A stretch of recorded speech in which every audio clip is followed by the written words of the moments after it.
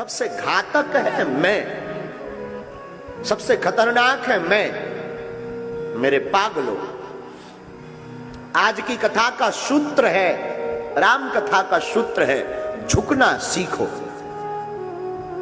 कुछ नहीं बिगड़ना, तुम्हारा प्रणाम करने से कुछ नहीं बिगड़ना। अगर तुम प्रणाम कर भी रहे हो तो क्या खाक बिगड़ेगा, उल्टा तुम्हें वो आशीर्वाद देकर जाएगा। तुम्हारा क्या ले जाएगा? अगर तुम मुस्कुराकर बात कर रहे हो, उपत के बोल रहे हो, तो तुम्हारा क्या बिगड़ेगा? तुम प्रेम से कह दो जय सिया राम, क्या बिगड़ेगा? कुछ नहीं बिगड़ना। तुम भी धर्ममय हो जाओगे, वो भी धार्मिक हो जाएगा, उसके दिमाग का कीड़ा भी भग जाएगा और आपका जो ईगो का लड़ाई है वो सामंजस्य में बदल जाएगा। जितना दिमाग तुम अपने शत्रु से बचने के लिए, उसको नीचा दिखाने के लिए टाइम बर्बाद करते हो, उतने से आधा टाइम तुम अपनी जिंदगी की उन्नति के लिए लगाने लगोगे। तुम्हारी जिंदगी में 4 चांद लग जाएंगे मेरे पागल। आज जितना भी व्यक्ति यहां बैठा है तो खड़ा है, आधे से ज्यादा व्यक्ति अपने आप को अच्छा सिद्ध करने में, दूसरे को बुरा सिद्ध करने में समय बर्बाद करते हैं। मैं ठीक हूं, ये आदमी गलत है, निंदा करने में। और मजे की बात, इतनी निंदा में मजा आता है, इतना मजा आता है, इतना मजा आता है कि वो काम छोड़ देगा, पढ़ाई छोड़ देगा निंदा पे। हाँ, तो वो आदमी तो यार हमने भी देखा, और तो सब ठीक है, घमंड बहुत है, ठटरी के बरे। तुझे उसका घमंड दिखाई पड़ रहा, अपना ईगो कहां गया तेरा? और क्षमा करना मेरे पागलों, तुम्हारे लिए एक बहुत प्यारा लॉजिक सा उपाय है। तुम एक उंगली किसी पर उठाना, 3 उंगलियां खुद मुड़कर तुमसे कहती हैं कि तू 3 बार मन बुद्धि अहंकार से अपनी तरफ तो झांक, तू ठीक है भी कि नहीं। एक उंगली उठाओ किसी पर, ये 3 उंगलियां अपने आप मुड़ जाती। अंगूठा परमात्मा की तरफ इशारा करता है, अरे प्यारे उसकी तरफ तो देख। लेकिन हम लोग, हमारे जीवन का एक वाकया है दादा गुरुजी का। दादा गुरुजी के जमाने में किसी परिवार जन को सांप ने काटा था। आसपास के गांव में कोई वैद्य जी थे, हम उनको नाम नहीं लेंगे।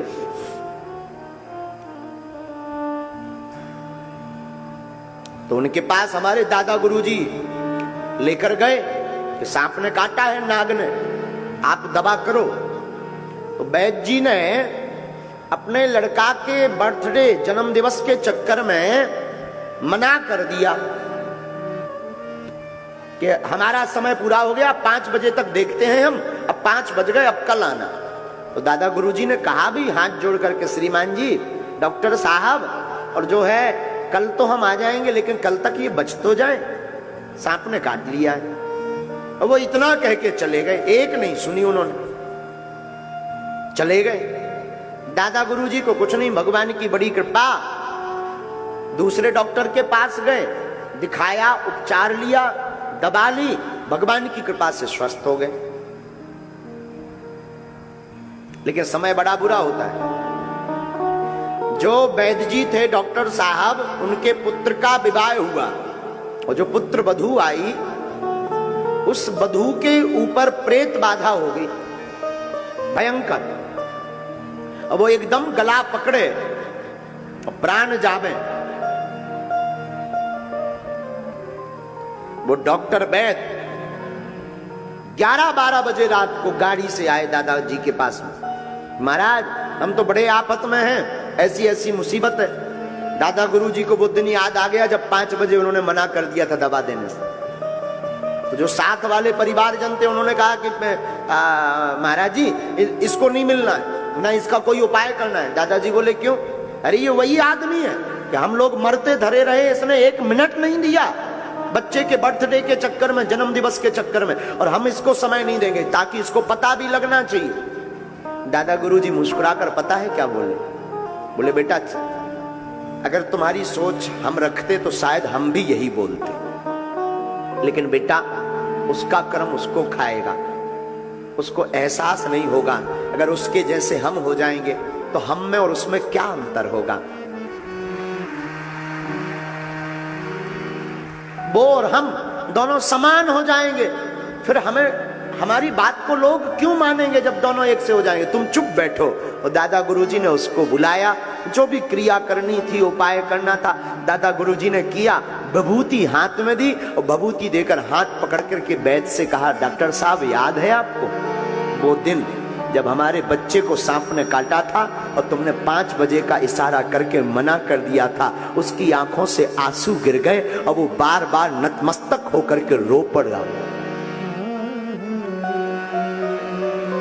और उसने उसी दिन प्रण लिया कि अब कुछ भी हो जाए हम अपने कर्तव्य से कभी नहीं भागेंगे। मेरे साधु, लोग तुम्हारे साथ क्या व्यवहार करते ये मत ध्यान में रखो।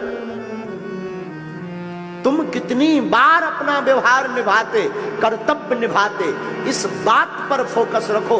दुनिया का काम है, वो दुनिया ऐसी करेगी आपके साथ। आप दुनिया जैसे मत बनो। किसी व्यक्ति को पागल कुत्ता काट ले तो उसका मतलब ये नहीं कि तुम कुत्ते को जाकर काटो, दबा करवाओ, उस गली से मत जाओ।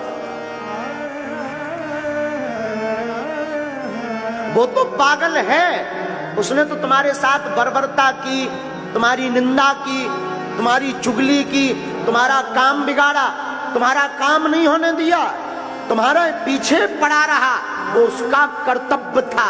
तुम्हारा फिर भी कर्तव्य है कि जब भी मौका मिले उसको धन्यवाद दो, क्षमा करो। घर में भी रहे ना, बहू ने अगर कुछ बोल भी दिया ना, मत सुनाओ खरी खोटी, उसी बात को लेकर मत बैठो।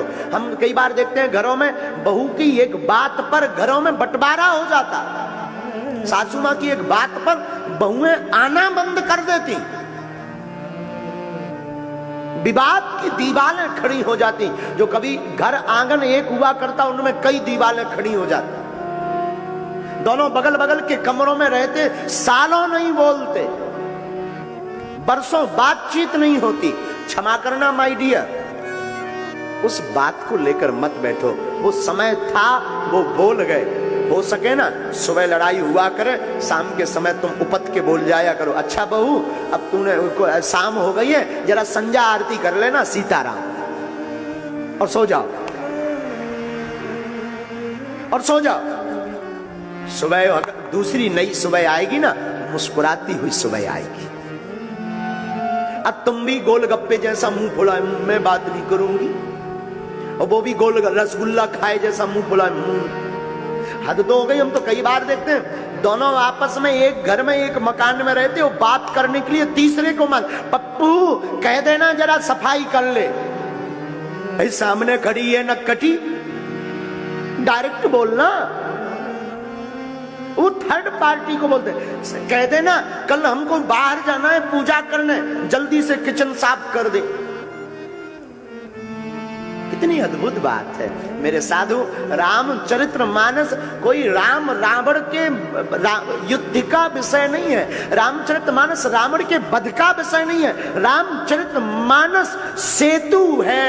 रामायण में जो राम सेतु बना ना, सेतु का मतलब पूरी दुनिया को एक दूसरे से जोड़ने का काम करना रामायण करती है साधु। आज हमको एक पत्रकार पूछ रहे थे, हमें तो बड़ा बुरा लगा। एक पत्रकार कह रहे थे किसी व्यक्ति ने बयान दिया कि राम सेतु काल्पनिक है, हमें तो उसका बाप काल्पनिक नजर आता।